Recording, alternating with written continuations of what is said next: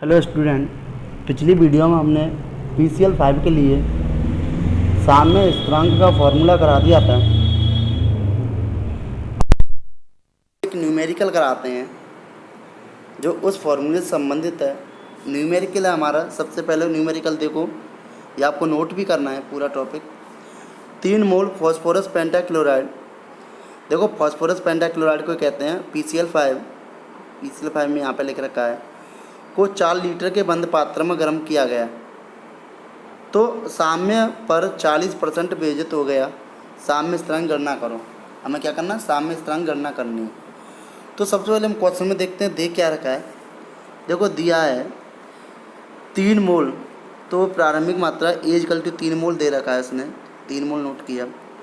V देखो 4 litre, यहाँ पे देखो 4 लीटर ये दे रखा है, तो V 4 लीटर हो गया। x की वैल्यू दे नहीं रखी है, तो आप x की वैल्यू कैसे निकालेंगे?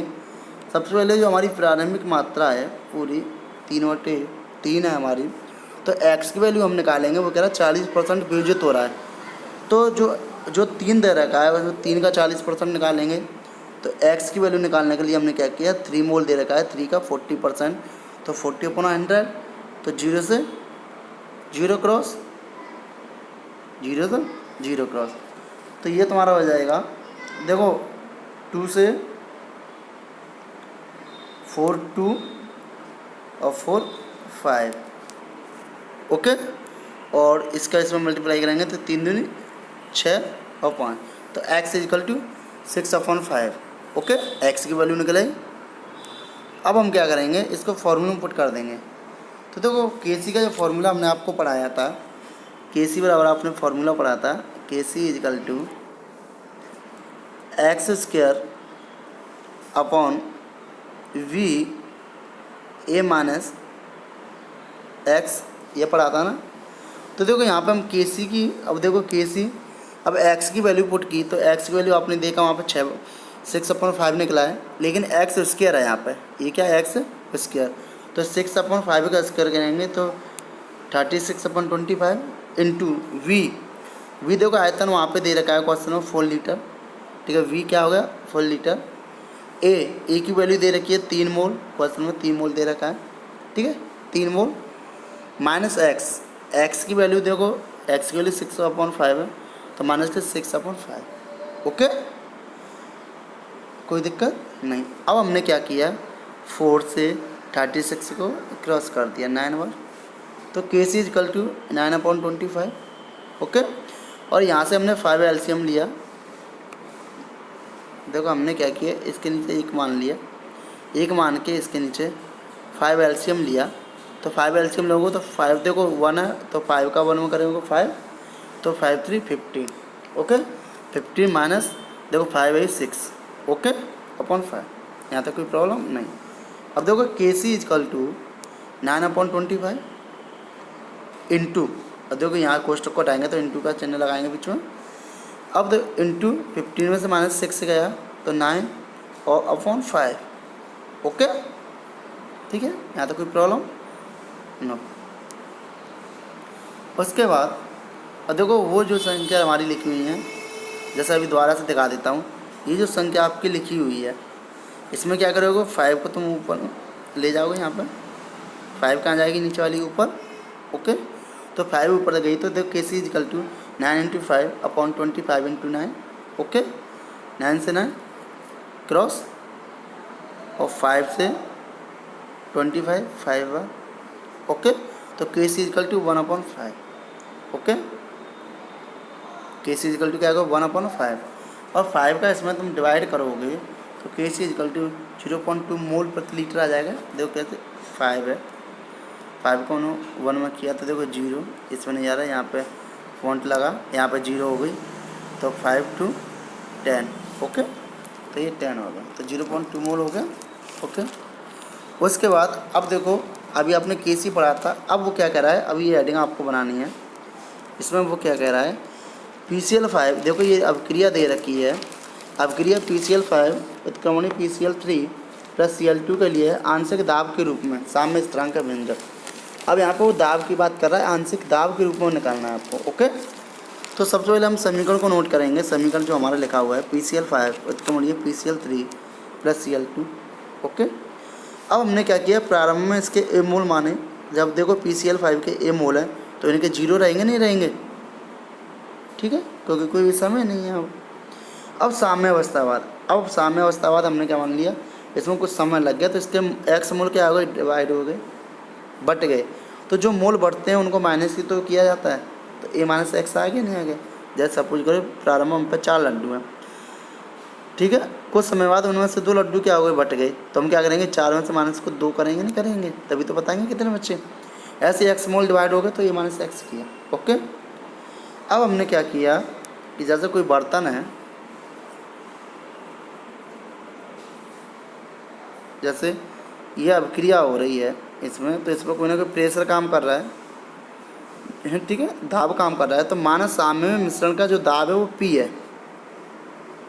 दाब हमने क्या मान लिया, P मान लिया। ये दाब PCl5 PCl3 Cl2, देखो तीनों PCl5 PCl3 Cl2 के आंशिक दाबों का योग होता है।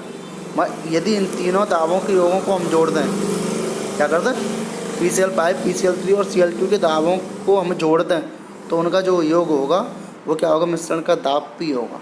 ओके, अब देखो जब अब दाब होता है तो किसी गैस का जब आंशिक दाब निकालना हो तो फॉर्मूला क्या होता है, किसी गैस का आंशिक दाब इक्वल टू उस गैस के मोल इंटू कुल दाब, उस गैस के मोल इंटू कुल दाब अपॉन कुल मोलों की संख्या।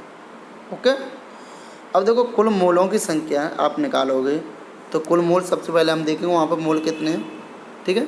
वहाँ पर देखो A-X है नहीं, ठीक है, तो A-X प्लस योग का मतलब जोड़ना होता है, तो x प्लस x।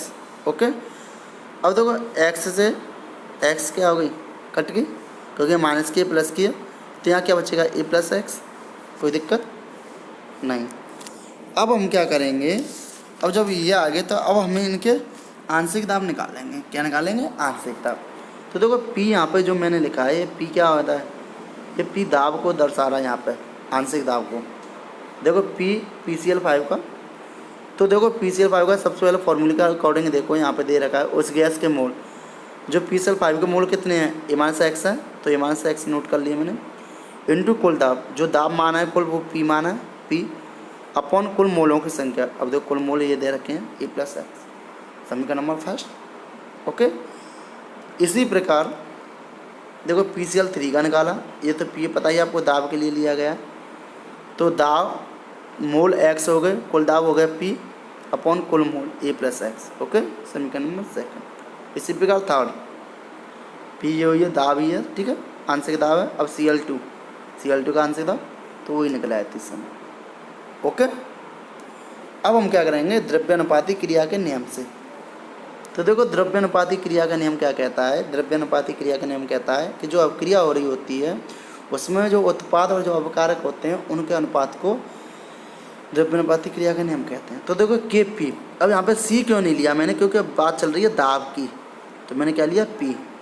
तो Kp इजकल टू, अब देखो यही होगा सक्रिय द्रव्यमान PPCl5। P क्यों लिया, क्योंकि आंशिक दाब की बात चल रही है ना, दाब पे सक्रिय द्रव्यमान, ए भी दाब पे सक्रिय द्रव्यमान, ए भी दाब। ओके, अब मैं क्या करूँगा, यहाँ पे जो वैल्यू मेरे पास है उन वैल्यूओं को पुट करता चलूँगा, ठीक है।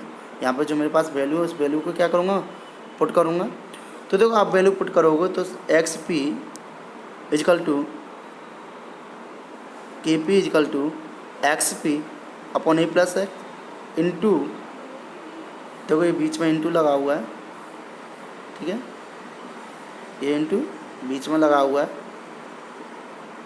ठीक है, XP upon A+X upon A-X upon A+X into P, कोई दिक्कत नहीं। अब देखो हमने इन दोनों का क्या कर देंगे, गुणा, ऊपर गुणा, ठीक है। अब देखो द्वारा से भी मैंने यहाँ पर लिख दिया आपको समझाने के लिए, XP into XP upon A+X, ठीक है, अपॉन A-X, ठीक है, ये मैंने यहाँ पर लिखा इंटू P अपॉन में, आपको पता ही है क्या है यहाँ पे, ये है, चलो इसको नोट किए, ओनली आपको इतना देखना है, ये यहाँ तक नोट करना है, ठीक है। अब इसके आगे हम क्या करेंगे, जो वो संख्या दी गई उनका गुणा करेंगे। तो देखो ऊपर ऊपर गुणा किया तो एक्स स्क्वायर पी स्क्वायर आया अपॉन ए प्लस एक्स है तो A plus X square upon A minus X into P upon A plus X. कोई दिक्कत नहीं। अब हम क्या करेंगे, जो चौथी संख्या है वो संख्या कहाँ चली जाएगी, ऊपर, और ये संख्या कहाँ आ जाएगी, यहाँ पर। ओके, तो के पी इजकल टू, अब देखो ये संख्या यहाँ पे जा रही है तो एक्स स्क्वायर पी स्क्वायर ए प्लस एक्स, ठीक है, upon A plus X square. अब देखो ये भी तो ऊपर, ये संख्या वहाँ चलेगी तो ये यहाँ पे जा रही है, नहीं जा रही है, तो ए प्लस एक्स का स्क्वायर माने ए माइनस एक्स गुणा पी। ओके, ए प्लस एक्स से इसकी पावर कट गई, कोई दिक्कत नहीं। पी से इसकी पावर को काट सकते हैं आराम से, चलो पी से काट देंगे, ठीक है। पी से इसकी पावर कट गई, जैसे पी से इसकी पावर क्या हो गई, कट गई ना, ठीक है। तो देखो एक्स स्क्वायर पी बचेगा plus X A minus X. देखो के P equal to X square P, A plus B A minus B, ये फॉर्मूला बन गया, तो A square minus B square. Okay, इसी के साथ ये क्या हो गया, प्रूव। क्या हो गया, प्रूव। ओके, ये आपको प्रूव करना और नोट